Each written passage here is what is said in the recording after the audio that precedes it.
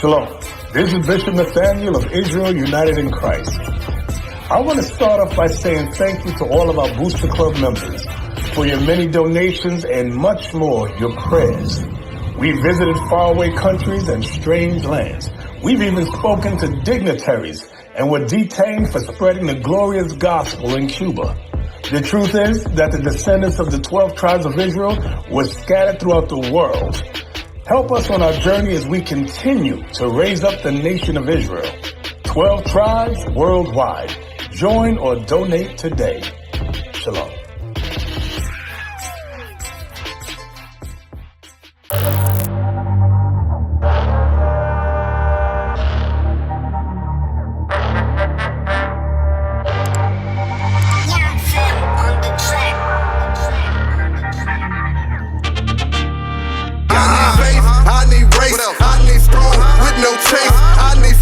I need haste. After that, boy, I need grace. I need bones, that's the wake. I need loans with no break. I am chosen, I am great. After that, boy, I need space, but I need space. I need space. I need space. I want space. I want space. I want space.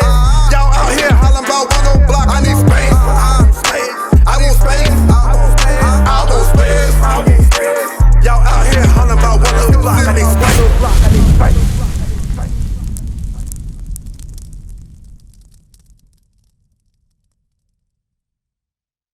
But the Most High said in the last days, he was going to send his prophets to bring all things back into remembrance for us, okay? Right. So that's what's happening. We came out here today and rock him out to bring back to your remembrance who you were and who you are, all right? You got any questions? No, bro, just listen. All right, all praise. What's your name? Jimmy, bro. Jimmy? Yeah. All right, good to meet you, Jimmy. I'm Noah. The book of Jeremiah, chapter 17, and verse 4.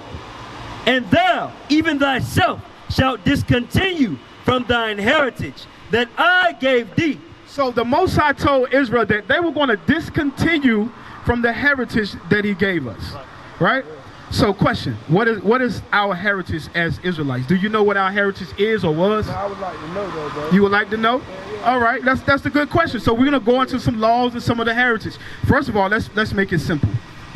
What you got? You going to get the heritage for me? All right. It's like, the book of Sirach, chapter 24, and verse 23. All these things are the book of the covenant of the Most High God, even the law which Moses commanded for an heritage unto the congregation of Jacob. So did you understand that? It says that the Most High gave us these laws as our heritage, but we right now are lawless people. It's okay for us to deal with multiple women and, you know, just have babies here and there. We don't have no standards for ourselves. Give me Deuteronomy, was it 4 and 6? So coming back to God's laws and keeping his commandments is actually not only going to better our communities, but it's going to put us in a place to compete with the nations. Right. We've been here for 400 some odd years, and we don't even own that store that's been there, right? That store had probably been shut down in the community that we've been there. Then Arabs come in and open up the store, and who money they getting? They're getting our money. They selling us what? Garbage.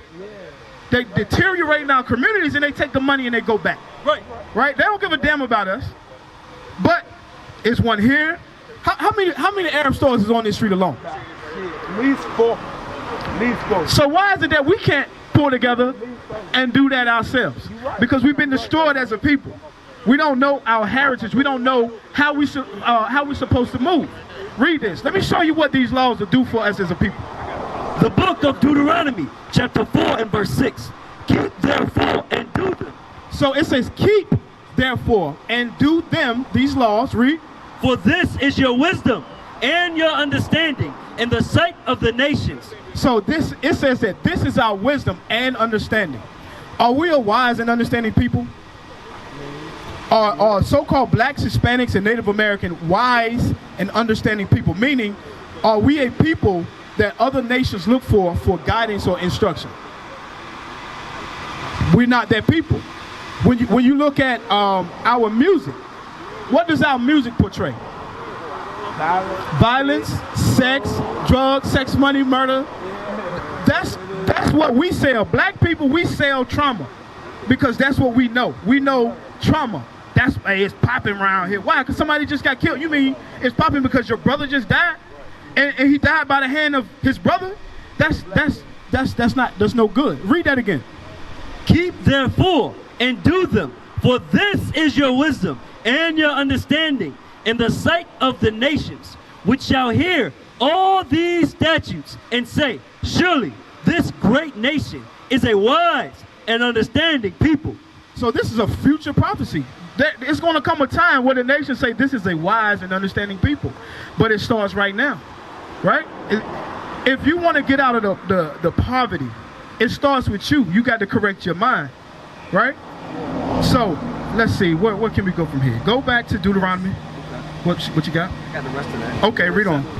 Verse 7, for what nation is there so great, who hath God so nigh unto them, as the Lord our God is in all things that we call upon him for?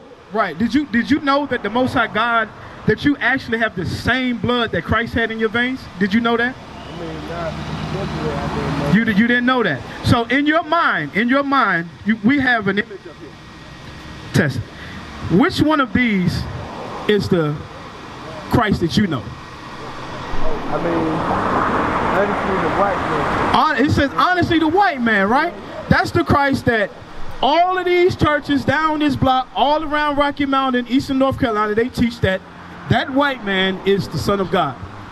So what does that do for you as a person? When you look at this man and say, that is the Son of God, what does that mean for people that look like us?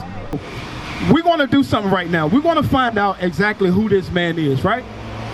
Watch this. Read this. The book of Revelations, chapter 1 and verse 14. His head and his hairs were white like wool. So when you look at the image of Christ in every Christian church, what color are the hairs on his head? Black and brown. Huh? Black or either brown. You say black or brown? Yeah. But listen to this. Listen to the description of the hair. Watch this. His head and his hairs were white like wool. It says that his head and his hairs were white like wool. Wool. Again, that image of Christ that's in the Christian church, does it have woolly hair? Yeah. No. So that's one strike for the Christ as you know it.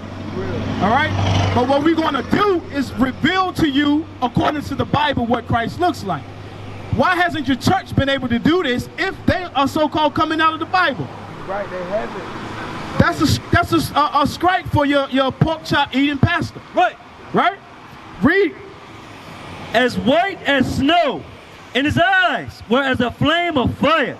So it says that Christ's eyes were as a flame of fire. Right? When you look at this image right here, the whites of his eyes they're white, right? And then he has green eyes. Yeah. But it describes Christ as having the whites of his eyes as being red. Why was the whites of Christ's eyes red? Do you know? We're going to show you. And his feet like unto... Oh, get Genesis 49. We're going to show you why Christ's eyes were red.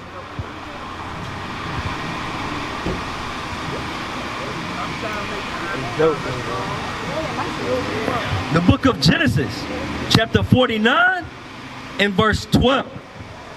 His eyes shall be red with wine. What? It says his eyes shall be red with what?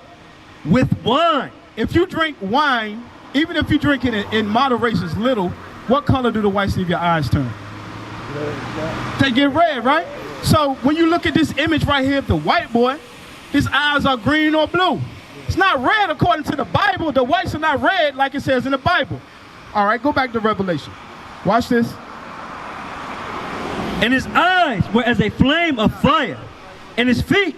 Right. So now we're going to describe Christ's feet. Now, if any one of us take off our shoes, our feet is going to be close to the color of our face. Yeah. It's not going to be a completely different color. No, all right? So we're going to see what Christ's feet look like. And his feet like unto fine brass. Brass, right? Brass. What color is brass?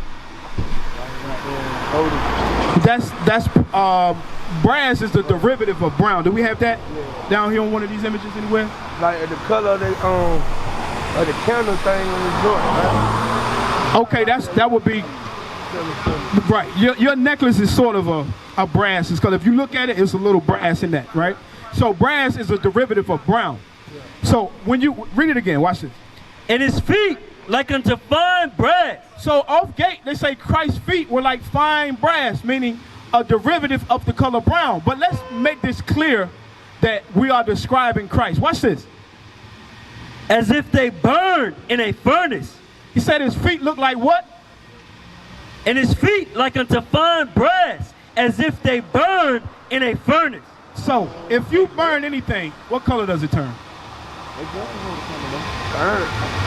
What if you burn a piece of paper or rice, what color does it turn? If you burn toast, what color is burnt? Black, right?